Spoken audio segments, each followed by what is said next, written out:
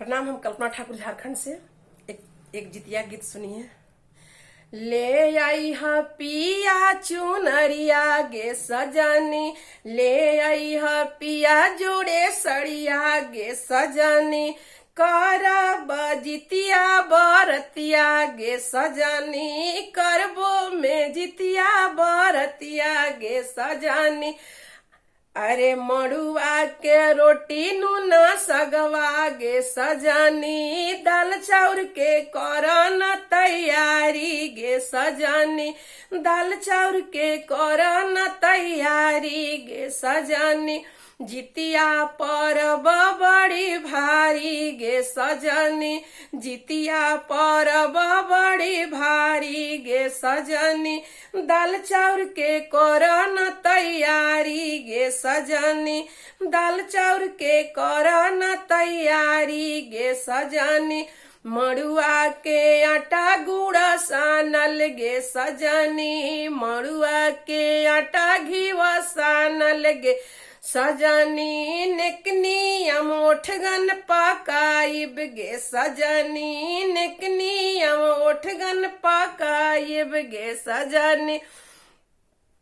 भोरा भइल भोरा हरिया गे सजनी, भोरा भइले भोरा हरिया गे सजनी, तबिए त होवे सारा गही गे सजनी, भोरवे में होखे सारा गही गे सजनी, भोरवे में करब सारा गहिया ए सजनी, निर्जाला करबो परबिया गे सजनी, निर्जाला करबो परबिया गे सजनी।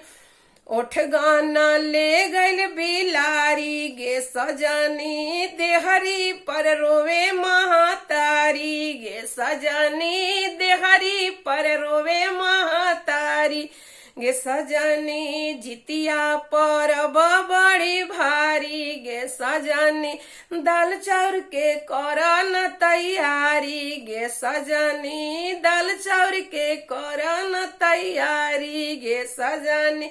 मिलजुली गंगा घाटे जइबो गे सजनी, उहीं पे कथा बचइहे गे सजनी, उहीं पे कथा सुनइहे गे सजनी।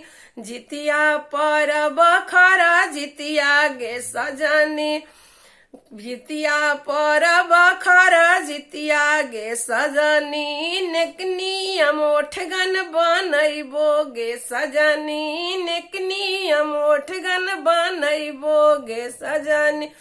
जुग जुग जियस लालनवा गे सजनी, अमर सुहाग मोरा रहिहे गे सजनी, अमर सुहाग मोरा रहिहे गे सजनी।